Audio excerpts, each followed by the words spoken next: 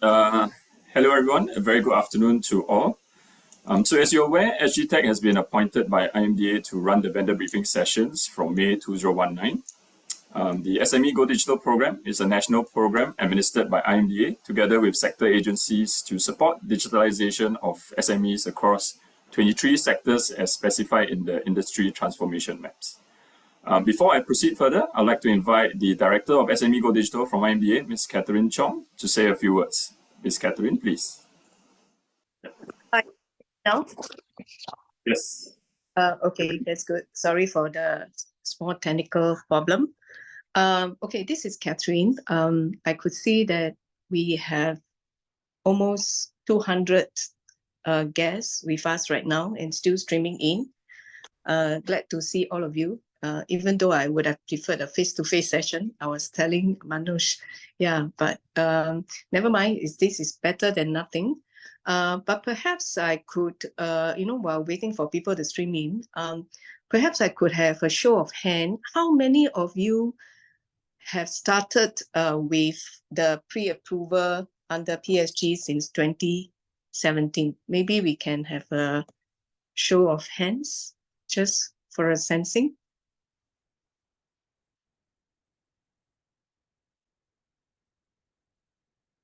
Nobody. Oh, that's interesting. Actually, you can see on the attendees, I think there are about like 28 people who have raised their hands already. Okay, that's very few. So the rest. It's increasing. It's increasing. Oh, okay, that's good. Maybe give a few more seconds. Okay, it has something to do with what I'm going to share. So I thought it's good to see how many of you have been with us for so long since the day we started. I quite see from my side, maybe I'm not very familiar with this. But about 42 attendees who have raised their hands on this. Out of 200. Okay, but okay, enough of you who are.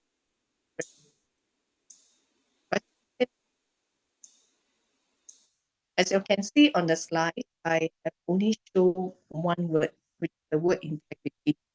Now, I can't remember what I said today. Please remember the word integrity. Remember the word I. The reason why I want to emphasize on this is because when we started pre-approval in 2017 for PSG, we're very limited knowledge on the that is.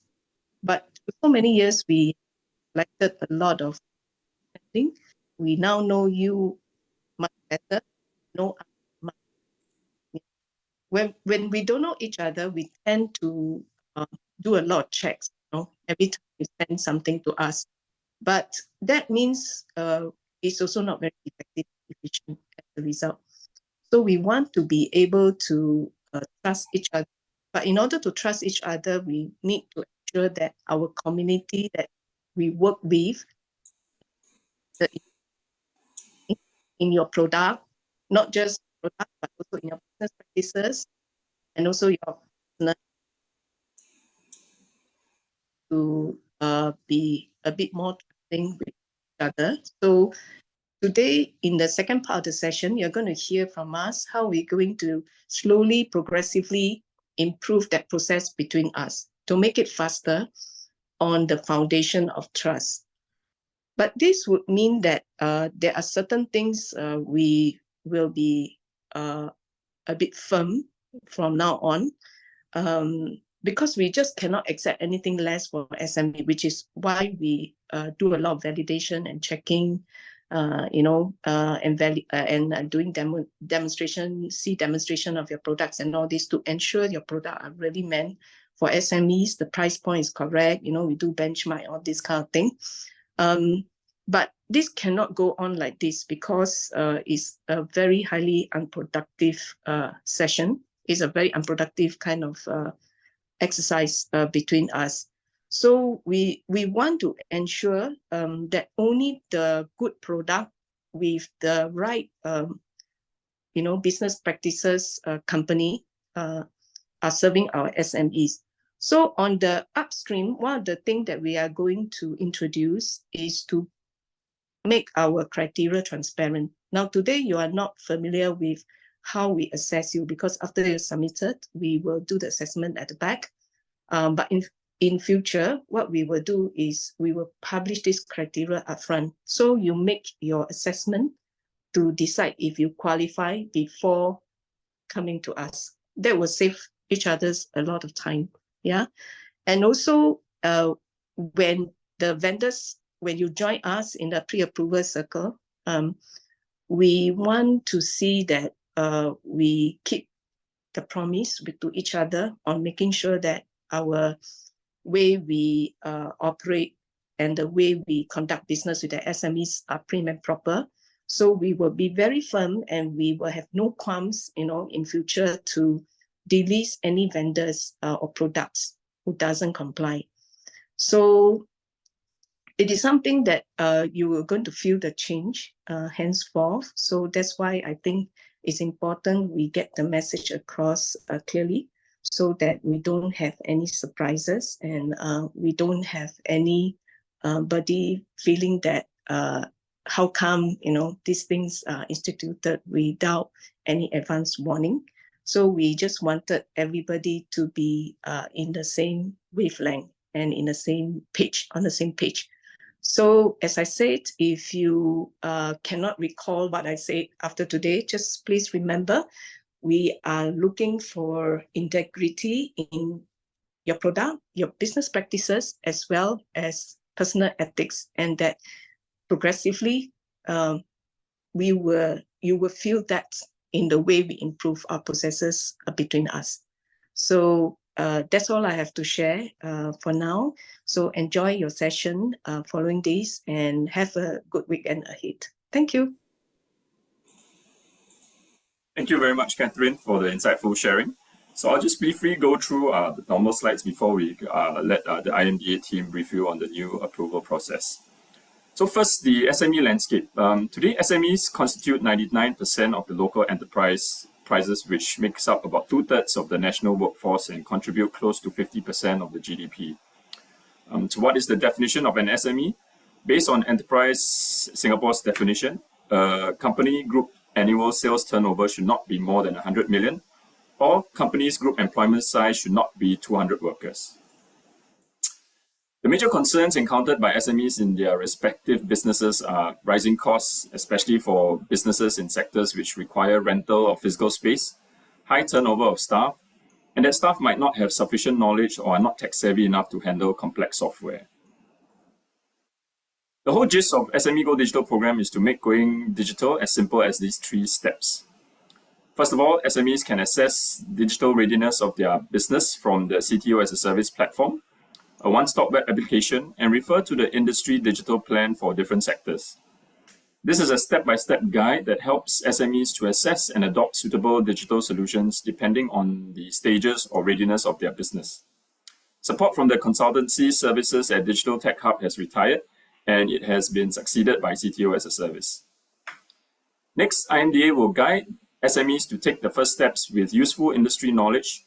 Then you, as a vendor, would know what are the solutions needed and what are the new sectors to be added in. As such, your SME customers are able to adopt specifically pre-approved digital solutions for the respective sectors, and best part of it, it will come with grant support. Regarding point 3, where can SMEs customers get help? They can use the CTO as a Service to request for digital advisory and project management service, or approach SME centers if they require business advice.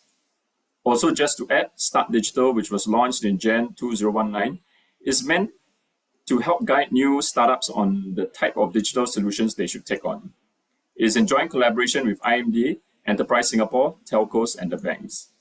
So these 3 steps are the end-to-end process, illustrates the comprehensive resources that SMEs can reference to start their digitalization journey or take the next step into deepening their digital adoptions. We have a total of 20 IDPs for 21 ITM sectors launched to date, with the latest tourism IDP refreshed in November 2023. The Industry Digital Plan, IDP for short, is a step-by-step guide for SMEs. Within IDP, solutions are articulated across 3 different stages of business growth.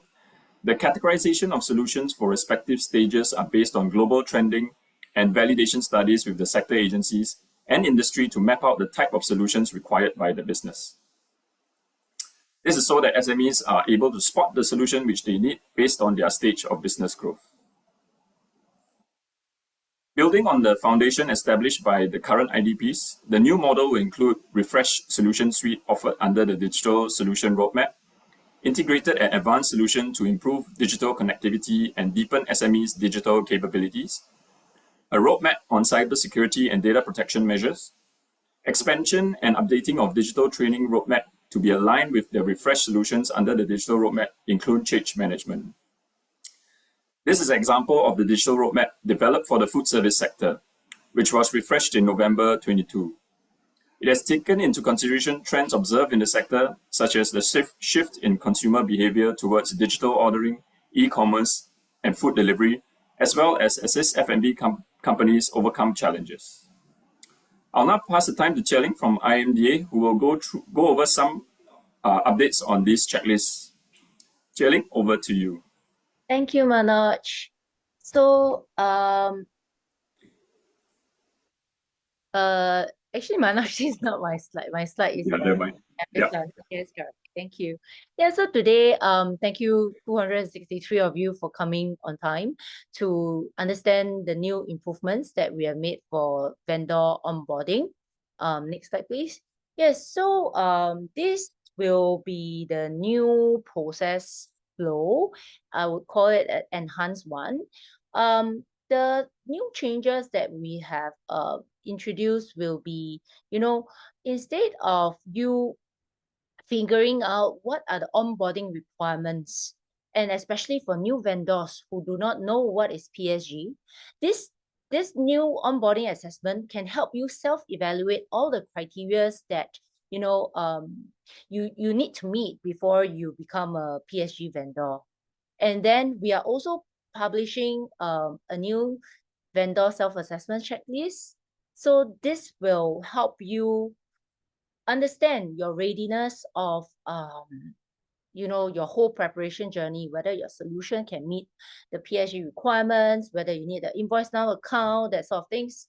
And then, of course, vendor briefing, this has no change.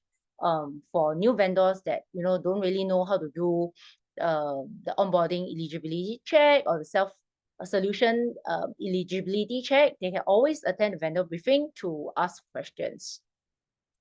Then, after you self-assess whether you are able to onboard into PSG and your solution can meet the solution criteria, that's where vendors will then be more prepared to answer the checklist, conduct the customer satisfaction survey, and also prepare the documentation and finally make a submission to us. And of course, for step 2, it is our initial assessment for your submission. And step 3 to 7, there's actually no change. So we can move on to the next slide for me to explain more about the vendor onboarding criteria. So in the past, we have never really listed all the onboarding criteria and, this kind of add on to some of the long SLAs, because we are trying to get you to, fulfill this requirement, fulfill that requirement. So now, instead of doing that, we will list down all the onboarding criteria, which I will go through one by one in the next slide. Next, please. Yeah, so if you want to take your phone out, you can scan the QR code. It will bring you to this self-assessment checklist. So especially for new vendors who do not know what is PSG, this form is hosted at this government solution called Check First, where it lets you, understand, okay, do I meet this requirement? Then you mark yes. Do I meet the requirement? Then you mark yes. Then as you scroll down and answer the questions accordingly, if you demonstrate that you are eligible, you will see the conditional results on the left. It will say that most likely you can meet. And then next step is you should proceed to download a checklist from IMDA to evaluate your solution eligibility. And of course, this does not constitute an official approval or endorsement from IMDA. Then, if a vendor cannot meet the eligibility, maybe you are not incorporated in Singapore, you are still considering to do this, then you will not be able to meet the requirements. And we would think that you should not proceed to do any documentation, but instead you should come to this vendor briefing. You can ask questions, we'll help answer your doubts or queries. And of course, for vendors that know us directly, you can also ask us questions instead of doing the whole documentation and submitting to us only to get a rejection later. So the next slide, we'll talk about the areas of the assessments. So in the past, we already have these assessment areas, but it's just that we didn't really explain what are the purpose, what are the criteria and stuff like that. So like, for example, vendor track record. This is totally something not new to everyone. So the vendor must be able to serve SMEs in Singapore. So this is our primary goal. And how do you prove that? You must have at least, 5 verified testimonials from the local SMEs who have used the solution. And then they must have, not given any negative feedback in the customer satisfaction survey. Then the company must have been, your company must have been incorporated for at least 18 months. So they cannot be subsidiaries or affiliated. So we are saying that the SMEs are giving their testimonial actually through the customer satisfaction survey, which we will tell you what is new and ongoing. And of course, for the other criteria, you can read about it. These are all something not new. And maybe just to point out for point number 3, SN3, good business practices. For this, we expect the vendor to have good ethics in their business operations. So as what Catherine has introduced earlier in her first slide, you need to make sure, your business operations are done well. There should not be any, dissatisfactory track record with the government agencies. Okay, moving on. So these are the other 5 criteria. Total, there are 9, right? Affordability. So we also assess your affordability. So your customers must say that they are quite satisfied with your pricing. You must have a working website that shows your product and services. You must also have, a good quality solution where your SMEs rated you highly in the customer satisfaction survey. So and of course, if you want to ask me, can you let me know how much is high? So unfortunately, we do not want to review that benchmark. So the customers will have to rate accordingly to, give their own input and rate accordingly. If your customer really think, something is not good, then they have to feedback accordingly. Yeah. So if it's really good, they can give you a very high score. Then we'll all be very happy as well. Productivity impact, take note that we need at least 15%, but for customers, for sectors like construction and FM, we will need it to be at least 20%. So the rest will be 15%. And I'd like to point out the last one, which is SN9. This is something new, not serving notice of cooling period. So later, I will touch on what is this cooling period. So I will not explain it here, but just to give you some gist, in the future, if vendors commit a breach of terms and condition, you may receive warning letters. And if you do not meet certain criteria for extension, you may also receive this cooling period. So during this 1-year cooling period, if you receive that notice, you will not be able to meet these requirements. Okay, so maybe I'll explain it later when we have a slide on that. Okay, let's move on. So remember just now, the next step is after you do your check first, you assess that everything is okay. then you move to the solution eligibility self-assessment. So from 1st April onwards, when you go to the ICM website and download the checklist, you can go to the next slide now, Manoj. You can see that the checklist has changed. So instruction-wise, we have actually shortened the whole thing to let vendors know, first you do self-assessment first. If you've already done it, okay, you're at the right place now. Now you do your solution assessment. So move on. Yeah, so under the general assessment, which last time we called main, right? You need to self-assess if you can fulfill the additional requirements, like whether you have an invoice now account, whether you have a fixed billing term, whether you have a post-sales support, And for 0.567, later my colleague Dominic will go through with you. So and for those vendors who have attended the vendor briefing on 27 February, you should also know that this is coming soon, 1st December 2024. So when you use this new checklist and compliance, you need to mark yes for all if you do meet them. And if you don't meet them, then there will be error flagged out and say that you need to make sure you can meet it before you can proceed. So this is how you can self-assess whether you can meet it before you complete the rest of the documents. So move on to the next tab. So assuming that you are a vendor who wants to provide solution for HRSS, needs analysis, and payroll processing, right?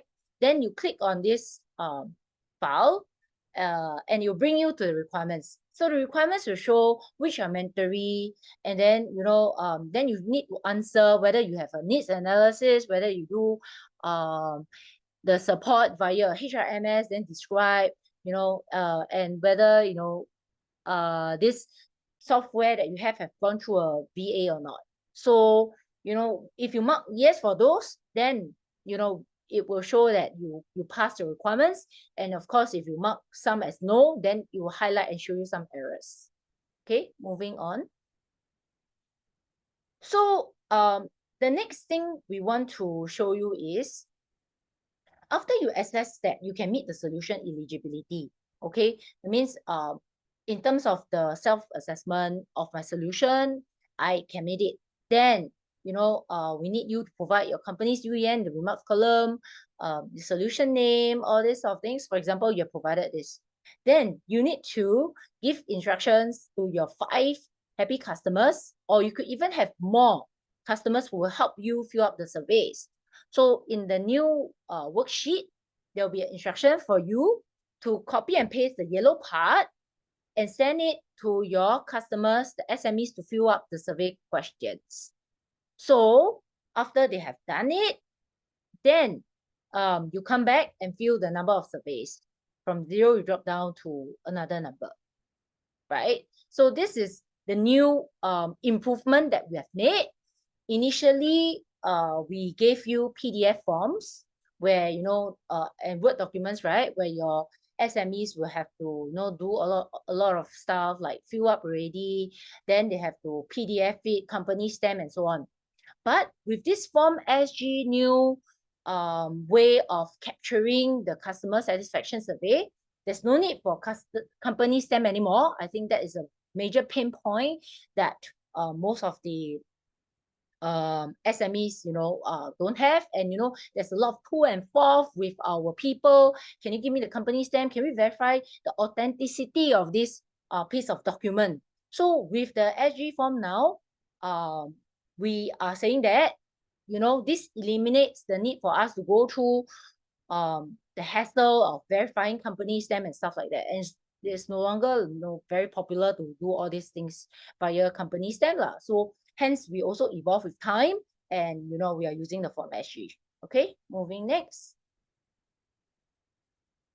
Yeah, so the SG form, just to give you a preview, it will have some questions that the SMEs will fill. Similarly, their UEN number, what's the position, are they SME or not, whether they're happy with your services. The form is exactly the same as the PDF, except that we make it into an SG form. And then the only thing is, your customers will have to log in using their SingPass to complete the survey. So this is the part where we say that the authenticity here is higher because people have to verify that they are really, real users, and they, authenticate with their SingPass. So there's a lower chance that people will not give a not so desired survey lah. Yeah, so it can reduce the requirement for us to go and find you for company stamp and so on and so forth. And so you need to monitor the completion of these surveys with your customers directly. So once they inform you that they have already finished the 5 customer survey, then you input the number of surveys to 5. Then you can see that screen has already changed. It will say number of surveys to go is 0. Okay, then you move on to the next step. Or even while you're doing this, you can also do the next step, which is the next slide. Yes, so we provide this solution eligibility self-assessment overall dashboard worksheet. So it will show you like, oh, you haven't filled in, you got 5 errors. You haven't filled in everything yet. You haven't do your 5 happy customers. You haven't do the solution criteria requirements. You haven't do your general assessment. So do not submit. So when you see this in the new checklist that we are publishing on 1st April, you should not submit. Just to take note, this is not available on the wholesale construction and Comcare checklist because of some complication lah. So this, we think it can greatly help you, prepare your things. And also, just a good news to everyone, we have removed the cybersecurity worksheet. We have removed the entire PDP worksheet. We have removed the data analytic worksheet, where it's just replaced with 3 or 4 questions. So I hope this is good news for everyone, and we look forward to you when you reapply to be a vendor again. When you use this checklist, do share some feedback with us, and we want to improve with times. Okay, moving on. Now, while pending the completion of the vendor self-assessment checklist, or pending your customers to do the survey and preparing all the documents, for new vendors, we highly recommend you to go to the CorpPass and register your SingPass holder with the IMDA Media Service in CorpPass, SS Right. So you need to grant at least 2 SingPass account holder with these rights.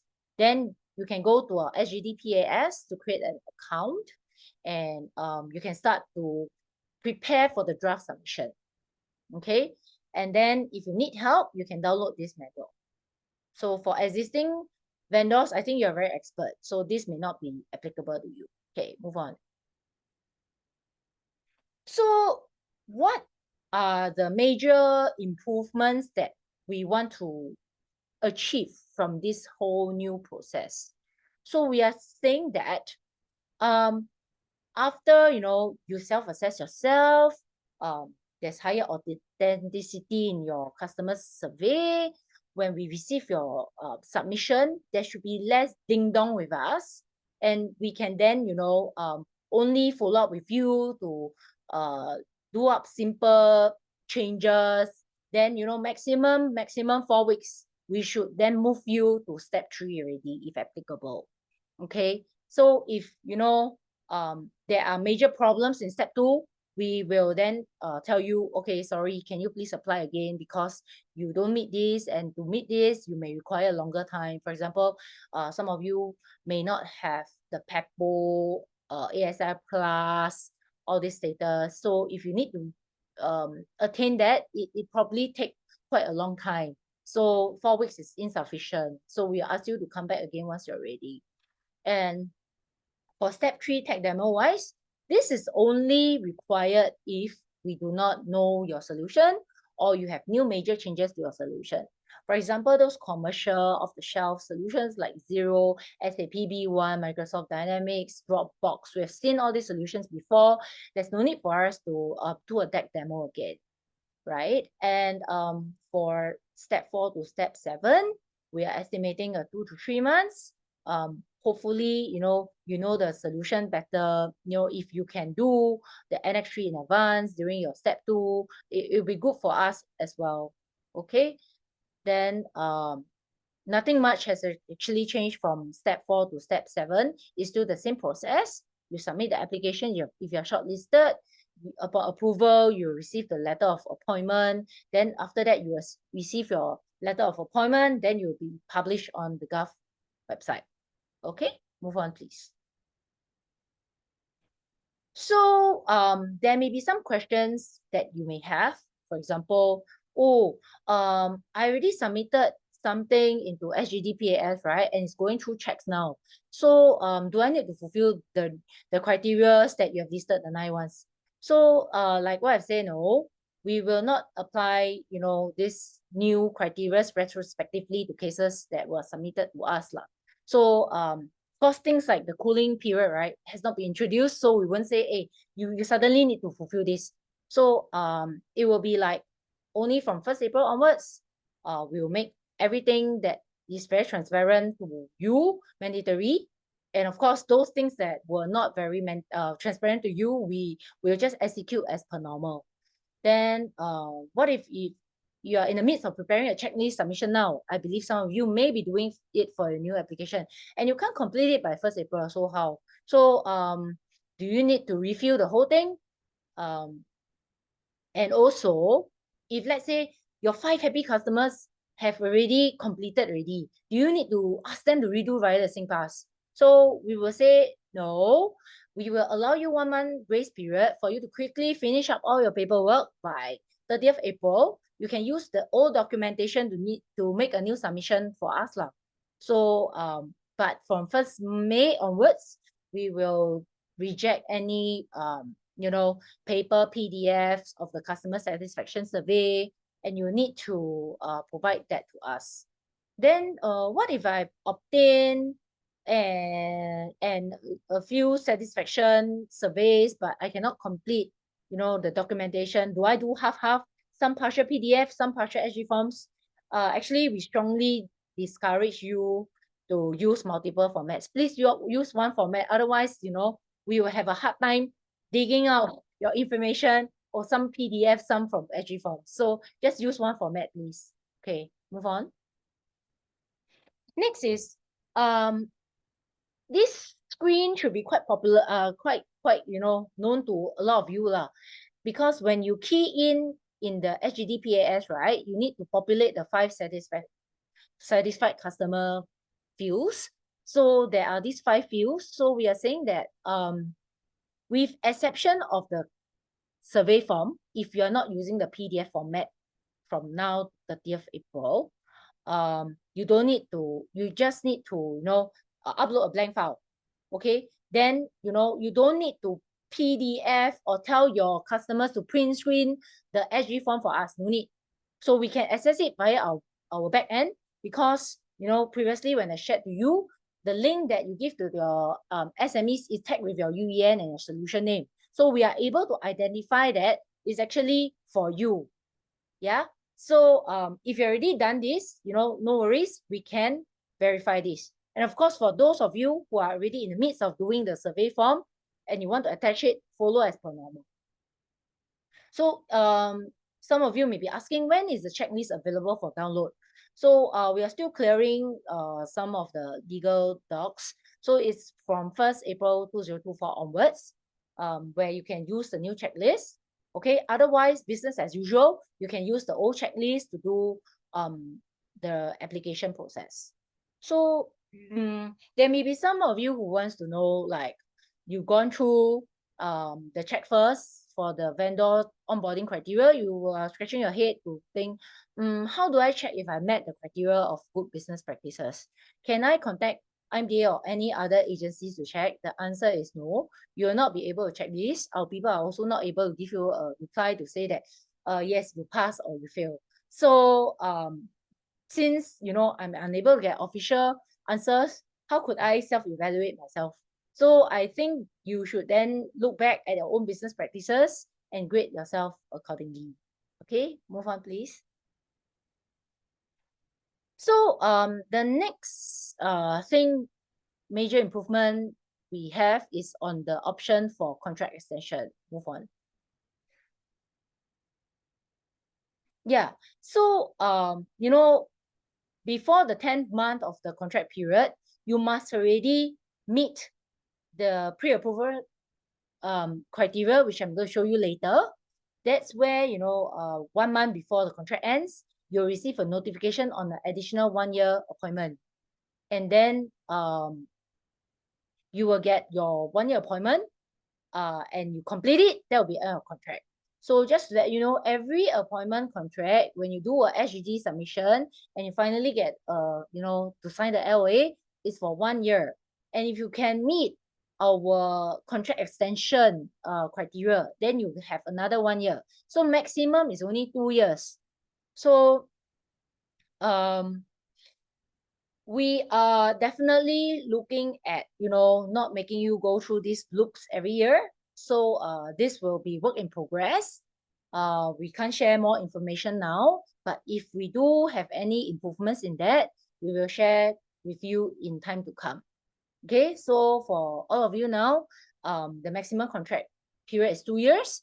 When your contract, before it ends 6 months in advance, you are highly encouraged to make a new submission. Okay, until, you know, there are any changes, we'll let you know. Okay, move forward, please. Yeah, so this is the contract extension criteria, which we have never really let you know in the past. So now, you know, we want to let you know and improve the transparency on this. Number 1, good business practice, as usual. So like I have already explained many times, you must have good ethics in your business operations. And number 2, you must also make sure you have enough adoptions. So we are saying that you must have at least 5 approved BGP applications counted from your contract commencement date to the 10-month mark. So if you have like 4 borderline cases, then unfortunately we'll not be able to. And you must also meet all the new requirements of the latest published self-assessment checklist. So that means to say, for example, we say that the PDPC and the data analytic, you know, solution, if you want to, it will go live on 1st December. If you want to get the 1-year extension, by 1st December, you must meet it.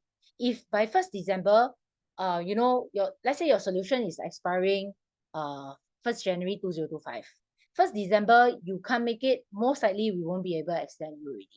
Yeah, so take note, you have to meet the 1st December PDP criteria and any other criteria that we have published in our checklist, and then you may then get your 1-year extension lah. Otherwise, you know, you have to go through the whole process again. Then you should not have any unresolved customer complaints. Why? Because we want you to deliver good solutions and services to SME. So take note for this part, if you fail to meet this criteria, right, you will receive a cooling period. That means if during the 10-month or 9-month, you are having some issues with the customers that cannot be resolved, and we deem that this is a serious issue, we may not want to give you an extension. You may receive this notice of cooling period of 1 year. And upon receiving this, you will be unable to come back to PSG for a good 1 year. Okay. Next. So lastly, the BGP applicant average rating, review rating. So currently, this is only applicable to digital marketing vendors because we haven't, you know, start capturing for the other vendors in other solution categories. So of course, we want you to render, you know, good services to the SME so that they can rate you high when they're doing the BGP claims.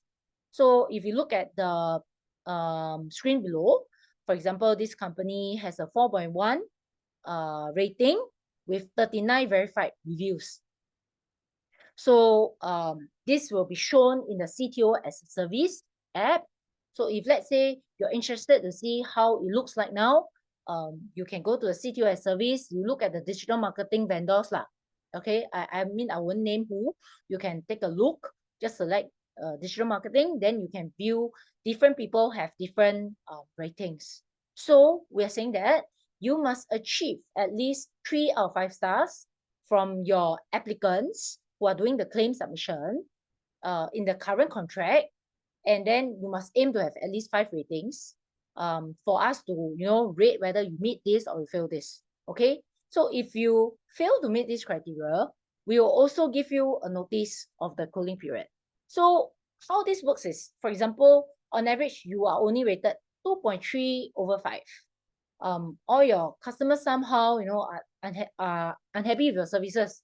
Then when this happens, you will not receive your 1-year contract, but instead you receive the notice of the cooling period, and then you can come back and apply for PSG vendor status 1 year later. Okay, move on.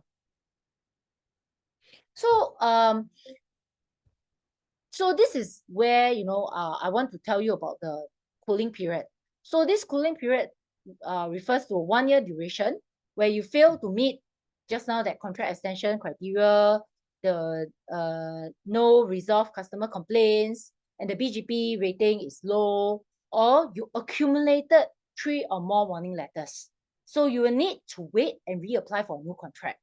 So why do we want to impose 1 year? The reason is we think that if you are given 1 year, you can, you know, do a comprehensive review of your processes.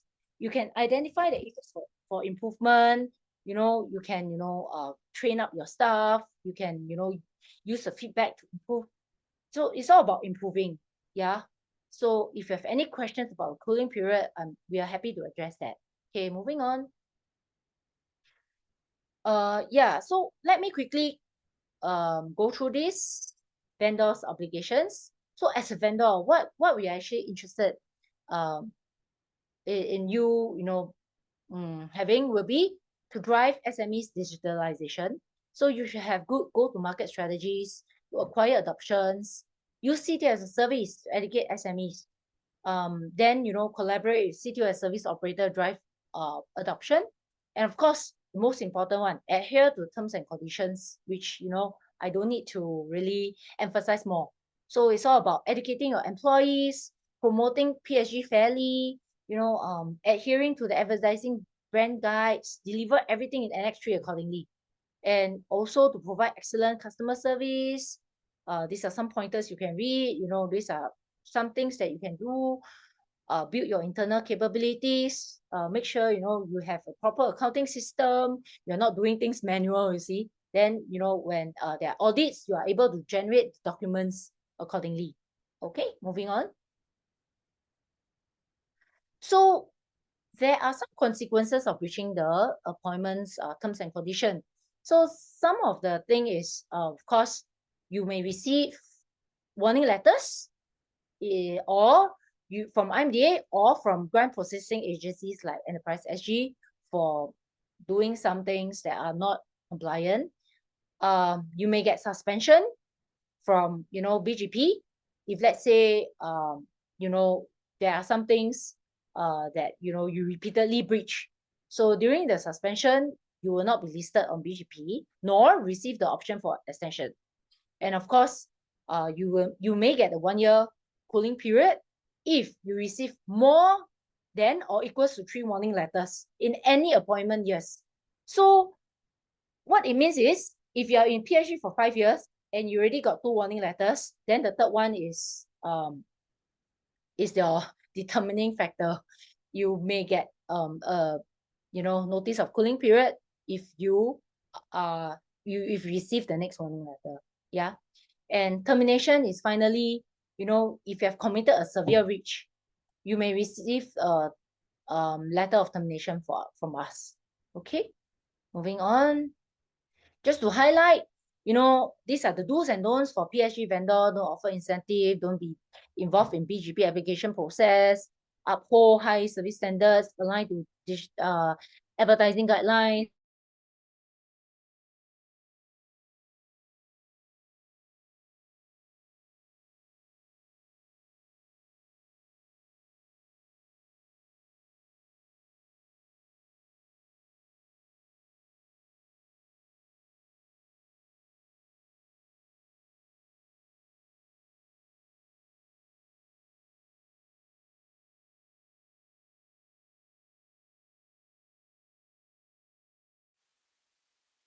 Sorry about that.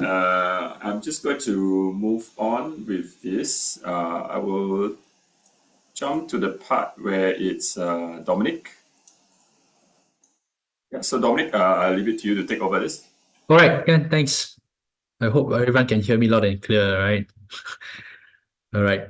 Hi, my name is Dominic. I'm from IMDA's Data Protection, Innovation and Protection Group, and I will be sharing with you the revised data analytics and personal data protection requirements in the vendor self-assessment checklist that you will need to align your solutions to. Okay, so at this part, just briefly let me share. The use of big data analytics is on the rise, and it will play a central role in business operations for years to come. Thus, the capability of businesses to leverage data sets and information to make data-driven decisions will be a determining factor in their competitiveness both today and in the future. However, it is equally important for businesses to ensure that adequate security measures are in place to protect the personal data in their possession to build consumer trust and confidence. Now, for SMEs with limited resources and the lack of competency, it is challenging for them to get started on data use and protection. And to help these SMEs bridge the gaps, IMDA is looking at enabling responsible data use through pre-approved solutions like yourself to help SMEs thrive in the digital economy. With the revised data analytics and personal data protection requirements, SMEs can better manage their personal data protection risks with built-in measures and kickstart their data analytics quickly with embedded features to improve business outcomes. Next, please. Thanks. Okay, so this slide outlines the revised data analytics and personal data protection requirements in the vendor self-assessment checklist. Most of the revised data analytics and personal data protection requirements should not be foreign to you, as they have been kept as preferred requirements to give a head start for some time. Now, SME Go Digital also done a quick poll with the existing vendors and found that most digital solutions are able to meet these data analytics and personal data protection requirements. And it is important for you to note that you will need to align your digital solutions to this by 30th November 2024 to be eligible for pre-approval. For clarity, you may still apply for pre-approval for the time being, even if your digital solutions do not meet these requirements. However, you need to ensure that you are able to meet these requirements by 30th November 2024 again, as it may result in the delisting of your pre-approved digital solutions if you don't. Now, as part of the validation process, you are required to complete an online declaration form with the necessary supporting documents prior to submitting your application to the SME's Go Digital team. In the subsequent slides, we will provide detailed information on what each requirement entails, as well as examples and best practices on how each requirement can be implemented in your digital solutions to ensure compliance with the data analytics and personal data protection requirements. Now, for the digital solutions with personal data, please note that there is a total of 6 requirements that you will need to meet, which we'll talk about it in the next slide. Manoj, please. Now, the following slide outlines the 6 personal data protection requirements. Again, these requirements are not new, but they are now mandated, signifying a focus on data protection, data security, and resilience in digital solutions, and emphasizing the importance of integrating key protection measures such as encryption, two-factor, and/or multi-factor authentications, as well as backup in digital solutions to enhance the protection of personal data and to enable quick recovery in the event of a data breach. In addition, again, quick poll conducted by the SME's Go Digital team with some providers found that most digital solutions are able to meet these requirements. And in the subsequent slides, we will again provide detailed information and examples, best practices as well, on how you can meet each requirement in your digital solutions. Next, please. As part of the declaration and validation process, you are required to complete an online declaration form with the necessary supporting documents prior to submitting your application to the SME's Go Digital team. The following group of solution providers are required to submit the declaration. The first group, existing pre-approved digital solutions that are still active and will be active after 1st December 2024. The second group, re-application of existing pre-approved digital solutions that would be expiring before 1st December 2024. right? So for example, if your reapplication of solution expires in October 2024, kindly note, the first two groups I mentioned, please indicate the LOA number in your declaration form. This is important, okay? Then, of course, the third group would be application for new or expired pre-approved digital solutions. Kindly note, solutions that provide digital marketing packages, you are not required to submit any declaration, right? Again, this only, the requirements would only be relevant to you folks that have a software that is providing a software, okay? For those that providing professional services, these requirements are not relevant to you. You'll not be subjected to them. Right, next please. Okay, let's dive into the data analytics requirements. To meet the first data analytics requirement, all digital solutions should have one or more dashboards that provide an at-a-glance overview of charts, indicators to help your SME users analyze the data. Now, as part of the evaluation, you are required to provide screenshots of all dashboards in your digital solution with a brief description on the objective, the purpose of each dashboard. Documents would need to be submitted in PDF to reduce file size. Now, this is an example of what you need to include in your submission. It's right here. Okay, next please. For the next data analytics requirement, all digital solutions should allow users to perform cross-filtering on the dashboard to analyze real-time data and generate insights to make informed decisions. To put it simply, cross-filtering allows users to interact with one chart and apply the interaction as a filter to the other chart on the dashboard. It can help users understand how different parts of the data are related. And you are required to provide screenshots of all dashboards in your digital solution with a brief description on the list indicators that can be used to perform cross-filtering for each dashboard. Now, here is an example of what you need to include in your submission. If the cross-filtering can be cited easily, right? So for example, the color of non-selected part of the pie chart is lightened, then you may submit the document in the PDF format to reduce file size. Otherwise, you may submit a GIF image or a short video saved in a zip format. Okay, next please. Okay, so I'll just take this opportunity to promote IMDA's Better Data-Driven Business or BDDB program for short, right? So with the evolving digital landscape and increasing volume of data collected over time, it is challenging for businesses to keep pace. So against this backdrop, IMDA launched the BDDB program to help SMEs improve their capabilities in data analytics. And as part of this program, SMEs will embark on their data journey with access to a free, easy-to-use business intelligence tool to transform existing data into actionable insights that will help them address common SME business objectives. Now, this free BI tool, a business intelligence tool, was designed in consultation with SMEs, and it comes with 10 predefined sets of data templates and dashboards designed to meet the diverse needs of B2B and B2C SMEs. If you are looking at incorporating a dashboard in your digital solution, these BI2 dashboards can serve as a useful reference and be the starting point for you. Okay, so we'll move on to the next slide, and we'll just hold this slide for a while. I'll just hold here for a while so you can scan the QR code to register your interest by completing a very simple online form. And this BI2, once you've registered, this BI2 package will be emailed to you at the end of this briefing. Right, so I'll just give you some time to scan the QR code.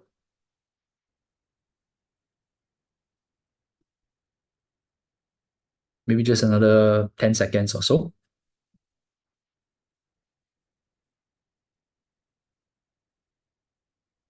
Right, so if you're not able to scan the QR code, don't worry. There's always our good friend Google. Just go to Google and type in IMDA BDDB, and you will be directed to our webpage. There you can also download the code, the BI tool. Right, so now we'll move on to the data protection part. Personal data protection requirements, which will strengthen the data protection standards of your clients. Right, so first and foremost, let me just share a little bit first. The Personal Data Protection Act, the PDPA, right, it provides a baseline standard of protection for personal data in Singapore. So what you see here, the diagram, it illustrates a typical flow, a typical data flow cycle of a business where the PDPA applies to the collection, the use, and the disclosure of personal data. Personal data is defined as data about an individual who can be identified from that data or from that data and other info that the organization has or is likely to have access. It can be in the form of customers' information, enrollment forms, employees' record, and even membership forms. Often, businesses collect personal data from your customers, your employees, your members for transaction, marketing, or audit purposes, which are then disclosed to a subsidiary, data intermediary, or the organization's HQ. Next, please. So what we're going to talk about now is the personal data protection requirements. However, before we go into the specific, I would like to emphasize that the examples provided here for implementing the following requirements, they are not exhaustive, right? Vendors, you have the flexibility to implement the requirements in various ways based on your specific solutions and capabilities. And also, it is important to note that clients who use your solutions that meet the personal data protection requirements, it does not equate to them complying with the PDPA. So please do not go and tell your clients, use my solution and comply with the PDPA. It doesn't work that way, okay? So please note on that. Okay, so for each requirements, vendors shall demonstrate how their solutions align with the requirements by providing screenshots of features and a brief description of the purpose of each feature. This will provide clarity for us and give us a context when we evaluate your evaluation. So we're looking at the first requirement. Your digital solution should have features to capture consent from individuals after notifying them about the purposes for the collection, use, and disclosure of personal data. This feature enables organizations to manage consent in a compliant and user-friendly way. Now, here are some examples of how these requirements can be implemented with a digital solution. SME users, you can create customized consent forms, or rather your users can create customized consent forms and communication preferences within your solution, allowing the individuals to review privacy policies and provide consent for specific data processing activities. Your SME users, when they use a solution, they can create and send emails to individuals containing links to consent forms, enabling the individuals to review and provide consent through the digital solution. The solution can track and record consent status based on the responses received from the individuals via the provided links. Another example, SME users, your users, have the capability to manually update consent details within your solution when consent is obtained through various channels such as portals, phone calls, or even in-person interaction. Okay, the last example would be that your solution can include a dedicated portal that allows individuals to directly update their consent preferences, including opting out of specific data processing activities, for example, receiving marketing materials. Okay, we'll look at the next requirement. Next slide, please, Manoj. Thanks. Second requirement, your digital solution shall have features that allow for access, update, or correction of an individual's personal data. This feature enables your organizations to manage access, update, and correction requests in a compliant and user-friendly manner. Here are some examples of how this requirement can be implemented within the digital solution.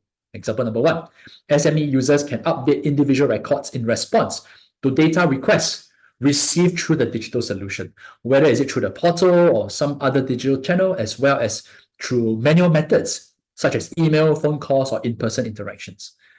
Example, the solution can include a dedicated portal that allows individuals to submit data access, update, and correction requests of their personal data directly.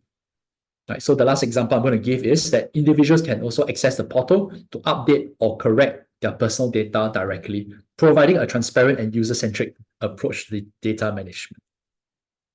Okay, we'll look at requirement 3. Manoj, thanks. For requirement number 3, your digital solution shall have features to set retention periods for the personal data and flag out records which have reached the end of their retention period. This feature enables organizations to effectively manage data retention in compliance with regulatory requirements, while providing flexibility and control over the retention and the purging process. I'm going to share with you some examples of how these requirements can be implemented within your digital solution. So an example, for example, SME users can set default and or configure specific retention periods for individual records, or different types of records, or data categories within the system. This allows for a tailored retention period based on the nature of the data and regulatory requirements. The solution can provide the option for automated purging of data when the retention period expires based on the configured settings, or allow users to manually initiate the purging of data when the retention period expires, again providing the flexibility and control over the data management process. The solution can send out automated notifications to users when personal data records reach the preset retention period, serving as a reminder to review and take action on data that is approaching its retention limit. Right. Finally, another example would be the solution can allow users to search manually for records based on the retention due date, allowing for proactive review and management of data that is nearing the end of its retention period. Now we'll look at requirement 4. For this requirement, your digital solution shall have features to incorporate encryption of personal data for both for data in transit, for example, TLS, and at rest, for example, data stored on the servers, in ensuring that personal data are effectively safeguarded within your digital solution. I'm going to share some examples as well, how this requirement can be implemented.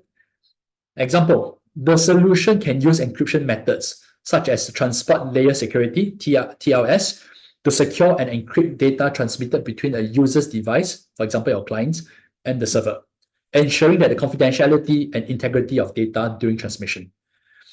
Personal data stored in databases are encrypted at rest, ensuring that the data remains protected even when it is stored on the server or in storage. The digital solution can incorporate file-level encryption for all files containing personal data, whether they are stored on the server, on cloud storage, or on other storage systems.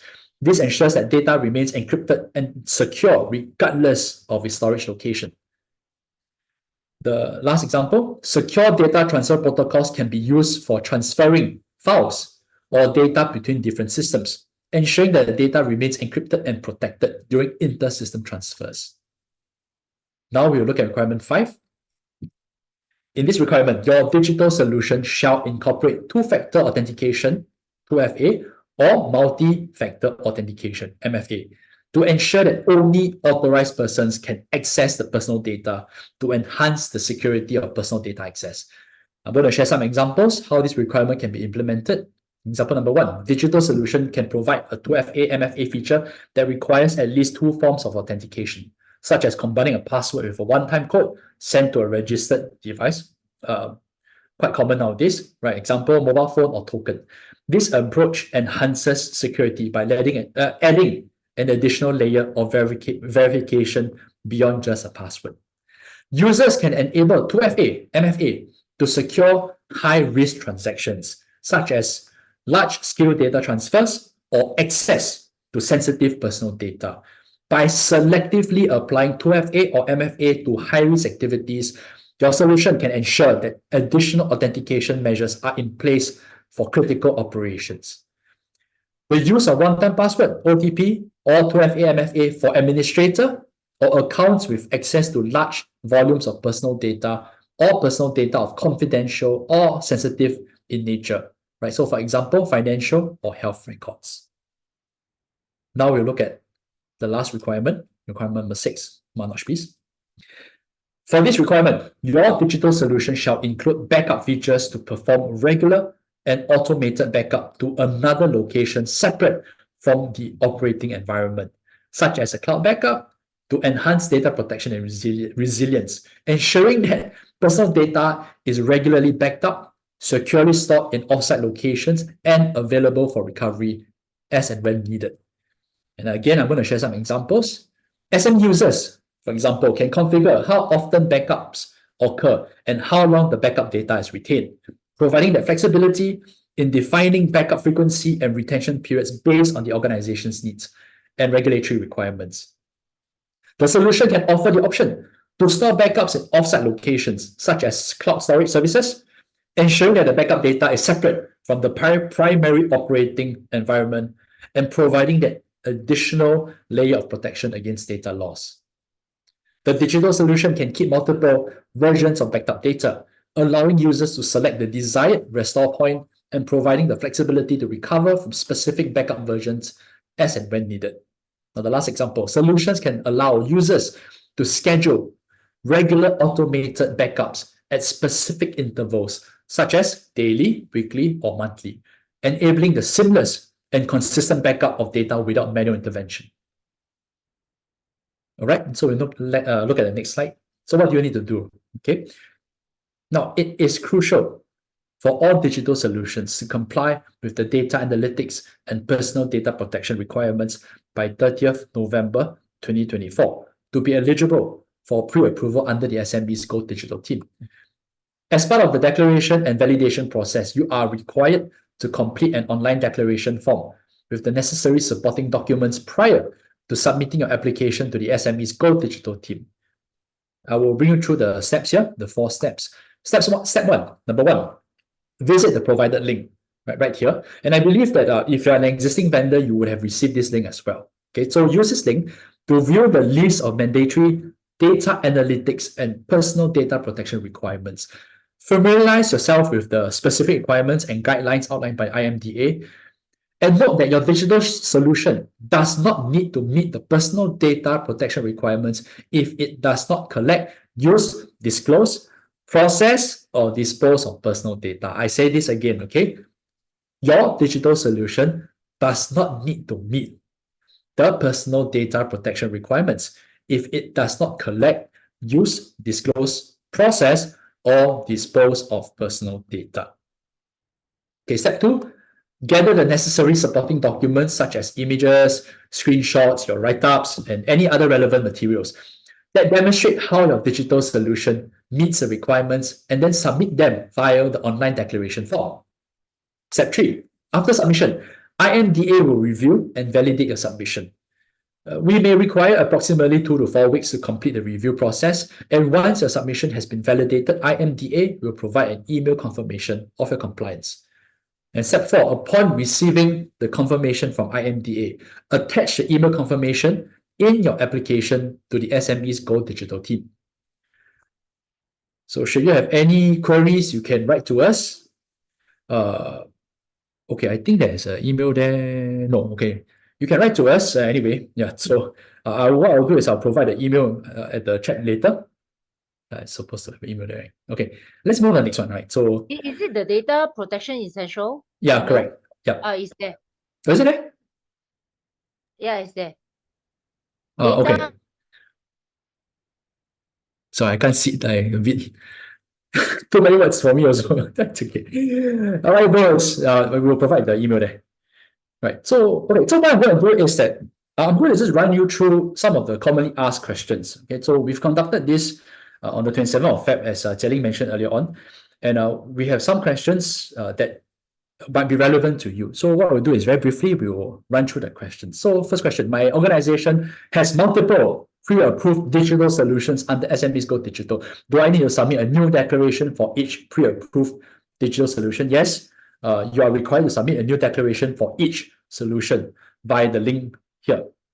Okay, does IMDA prescribe and mandate the matrix and indicators to be built into the dashboard, right, for the various types of digital solutions? So this is for the data analytics requirement.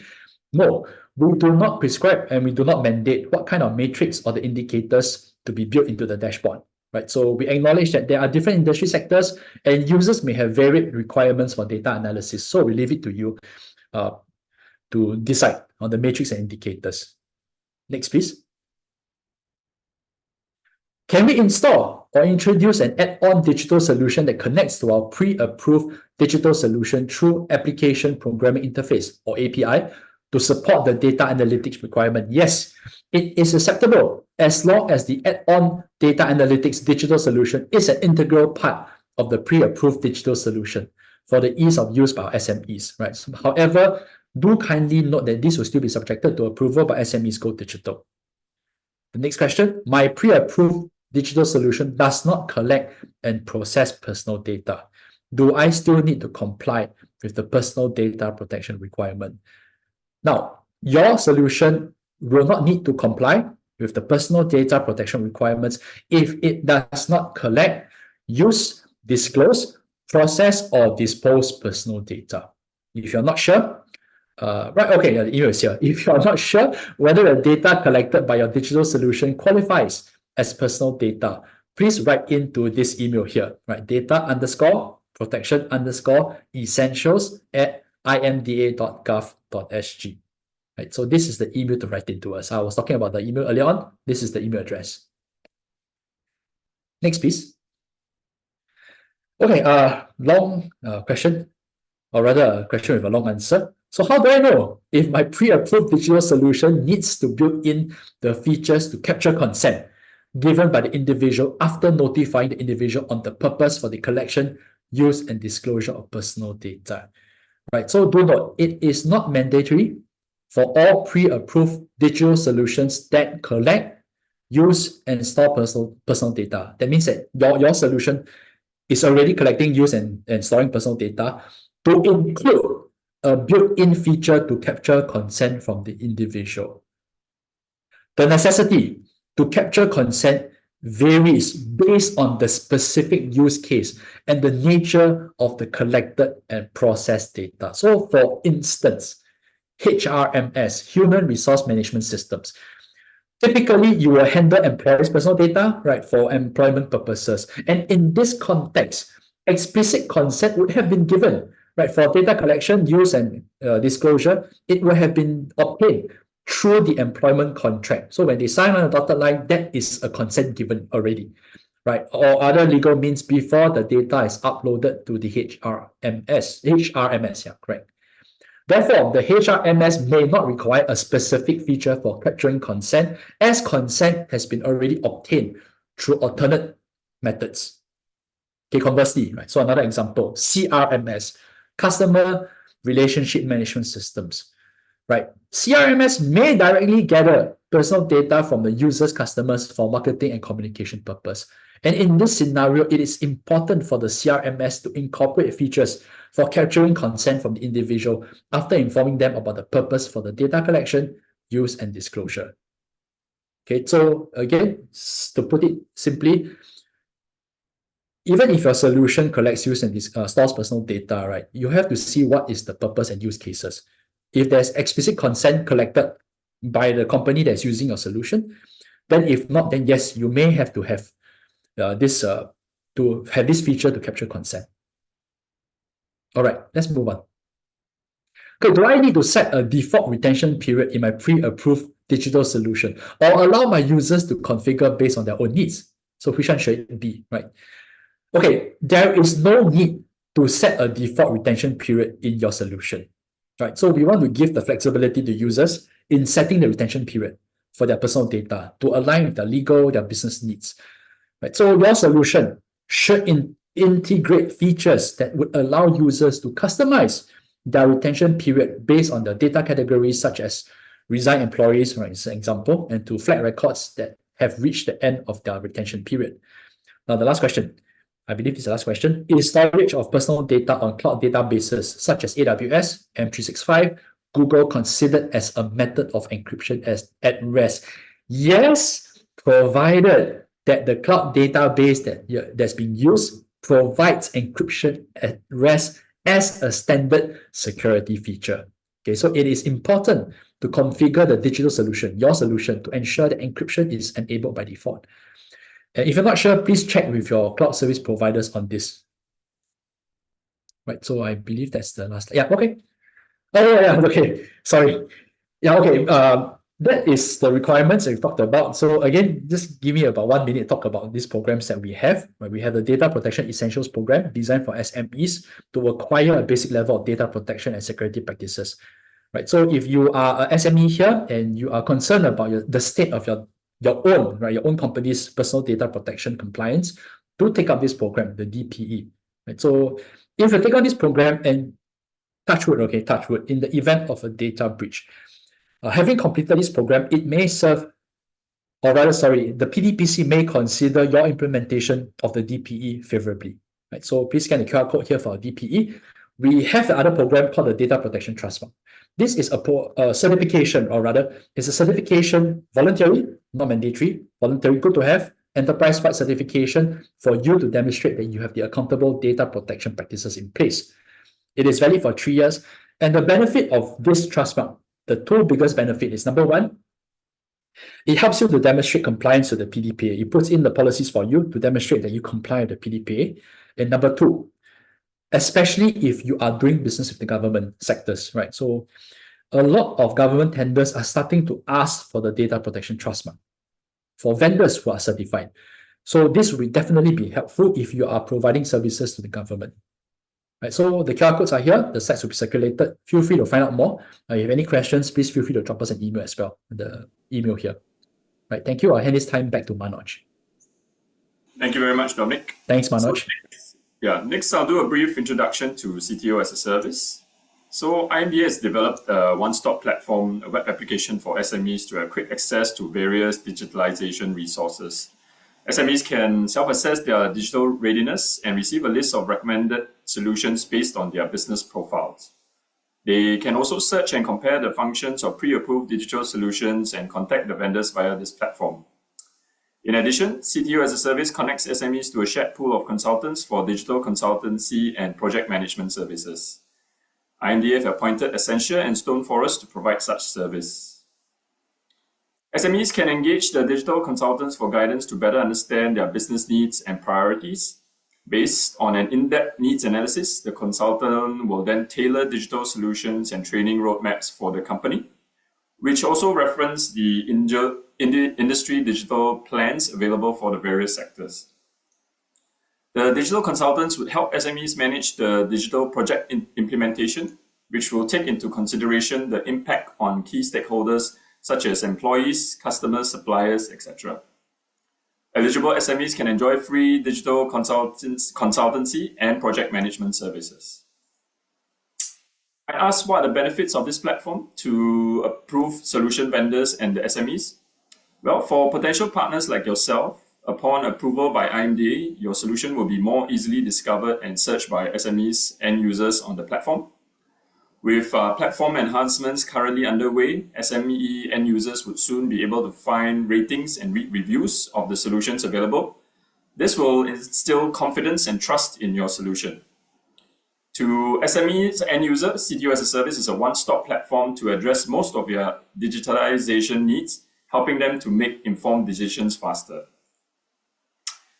Here's a recap of the key features of CTO as a service. Please scan the QR code to access the platform and check out the various features after this session.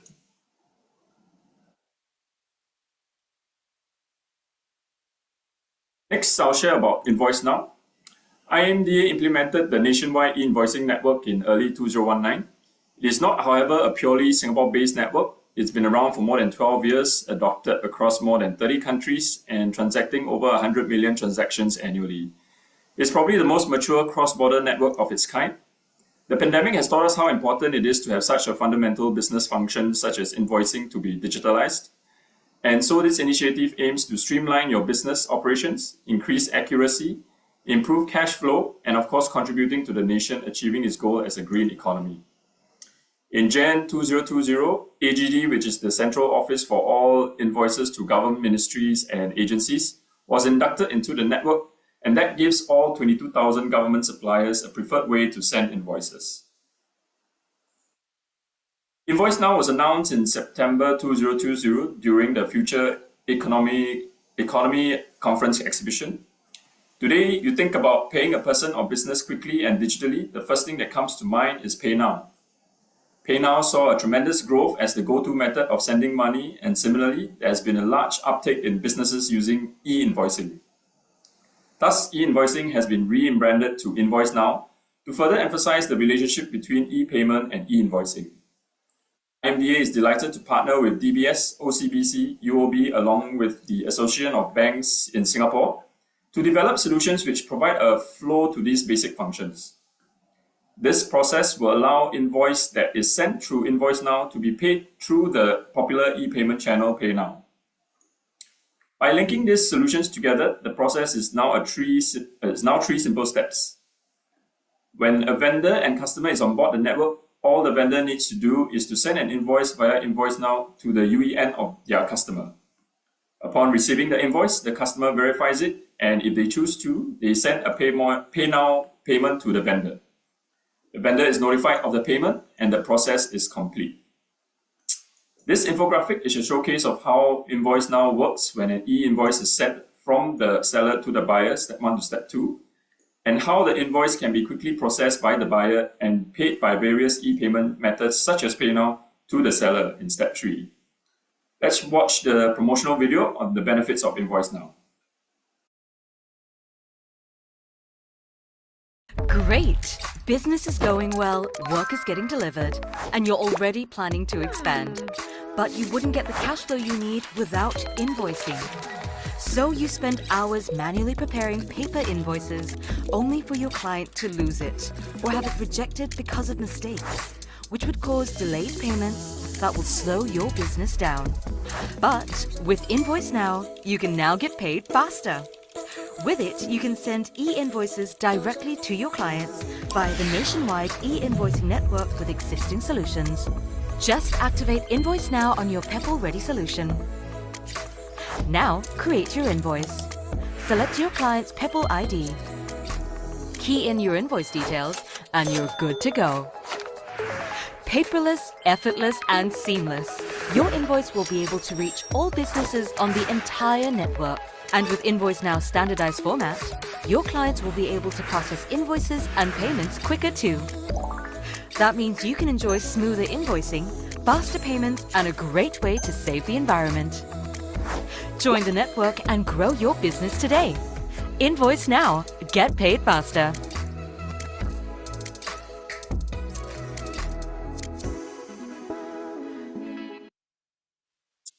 That video gives you a clear picture of how Invoice Now works on the business end. Next, I'll briefly share about the Peppol network. This initiative operates on the international Peppol network. What you see here is an ecosystem where businesses are on the outermost circle and are connected by business systems which are Peppol Ready solutions. Peppol Ready solutions providers are connected by access point providers. An access point is essentially the gateway to the Peppol network. We have currently more than 30 access points, and they each sign an agreement with IMDA, the Peppol Authority. For a solution to be Peppol ready, they can select one of the 30 access point providers and work with them to get your solution ready. Once the businesses are on the network, they are able to send and receive invoices to each other, and that sums up what Peppol is and how Invoice Now operates. To summarize the benefits of Invoice Now from the video and throughout the presentation, it is a streamlined process to reduce manual inputs with system-to-system transmission. It allows for faster payment and less use of printing or PDF invoices, creating a greener business. Here are the criteria to become a Peppol-ready solution provider. The points are on the slide. Peppol-ready solution providers are platforms such as accounting or enterprise resource planning systems, which provides Invoice Now features.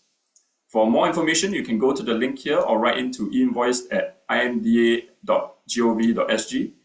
And for additional information on Invoice Now, you can go to www.peppolguide.sg.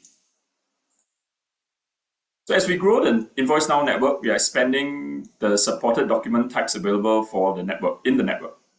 From our earlier surveys and study, we have found that invoice response and e-ordering are two documents that business would like to have to further support their business process. Hence, we have implemented these new documents as preferred features. Invoice response is a document from the buyer to the seller providing a status update of the supplier's invoice on the buyer's accounting system. This enables suppliers to receive the status of their invoice, such as message acknowledgement, accepted, and rejection, so that the need for follow-ups will be greatly reduced. E-ordering comes in two different documents, being order only and ordering. Order only is a one-way document from buyer to supplier with details of the order. Ordering is where, on top of the order only document, the supplier is able to respond with the order status, being whether it is accepted or rejected, amongst other things. Solution providers can choose to implement order only or ordering or both. Businesses can choose to receive the orders even if they may not be generating orders themselves. Solution providers without order functionality may choose to simply ingest and display orders and potentially flip it to an invoice for a more advantageous two-way match at the buyer's side. Some benefits of Invoice Now includes its interoperability of its documents and allows businesses to manage their cash flow, and most importantly, allows for operational efficiency.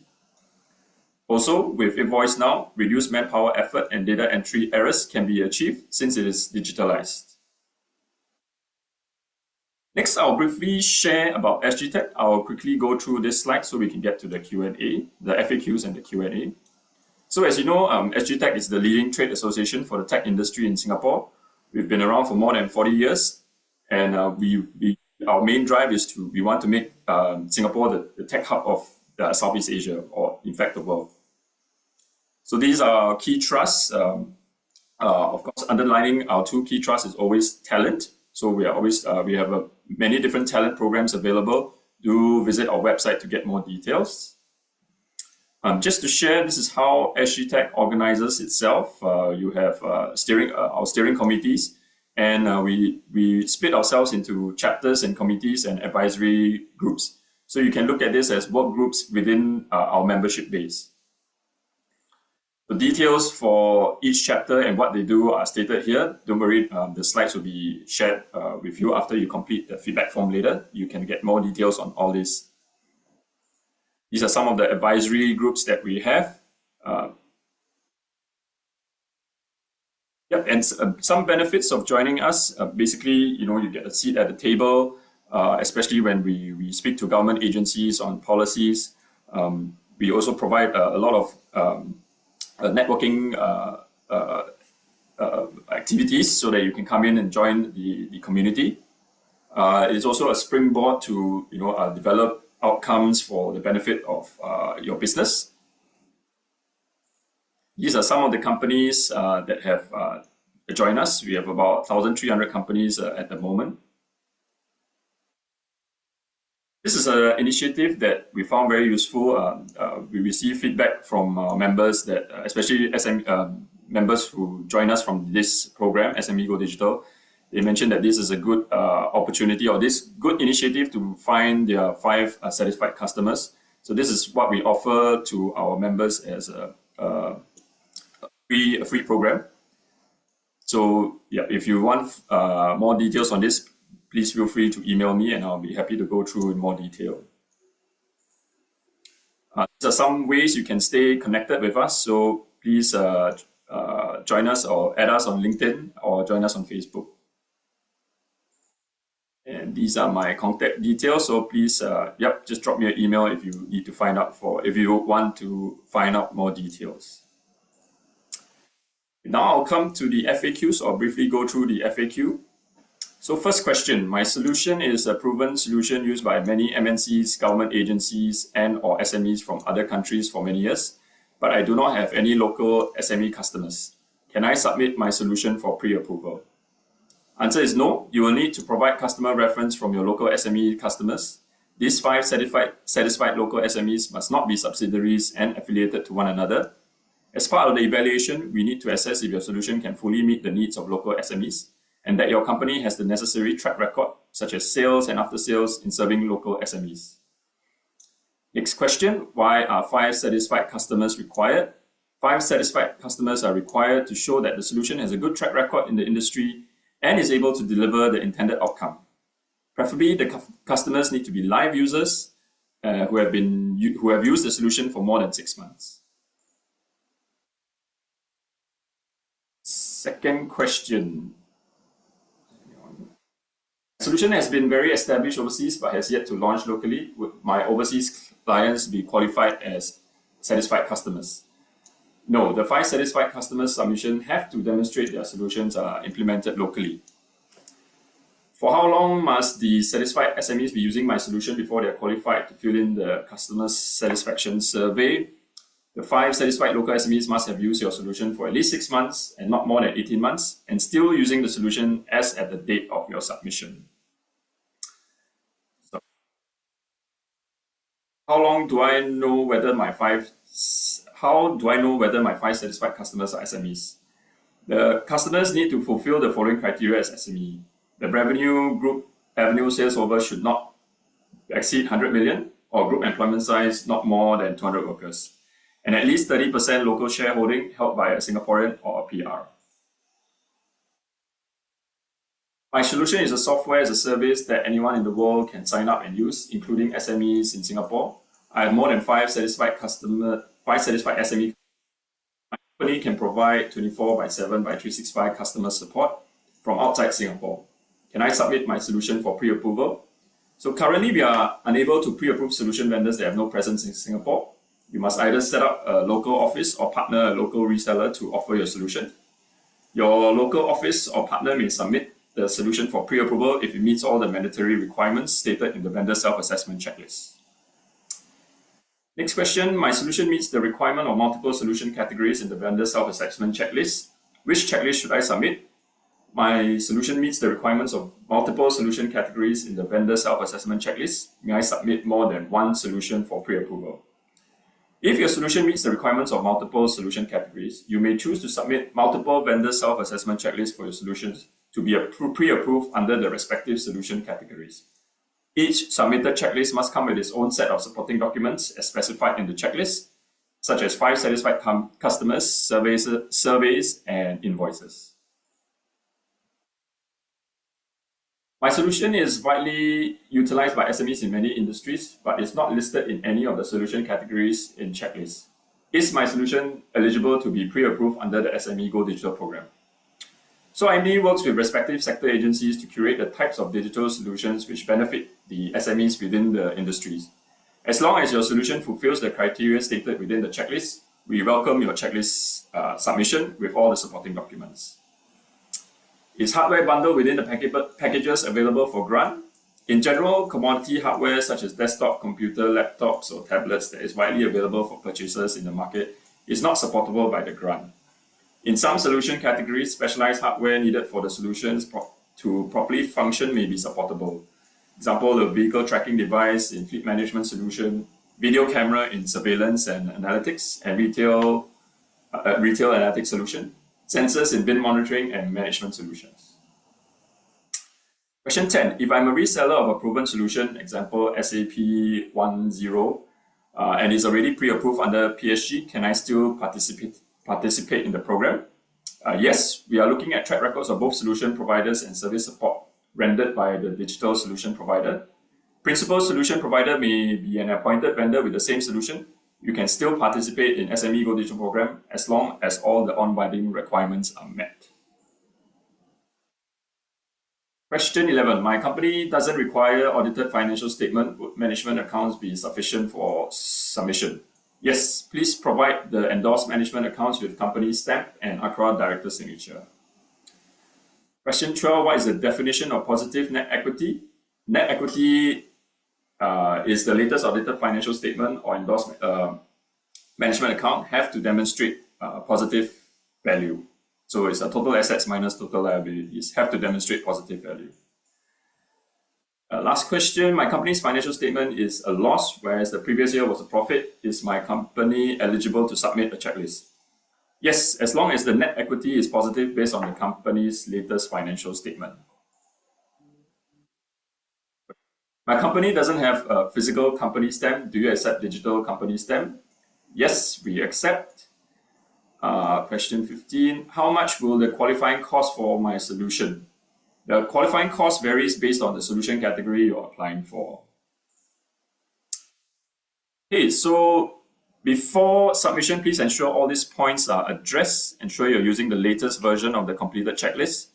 Ensure all tabs within the vendor self-assessment checklist are filled up with supporting notes to ascertain the features of your proposed solution. Ensure 3 years financial statements are submitted. A positive net equity in the latest statement is mandatory. If your company is incorporated less than 3 years, you can just submit all the audited financial statements to date to complete your submission. Ensure only one solution category of your sector-specific tab is to be filled up. For reapplication, previously submitted 5 satisfied customers cannot be reused.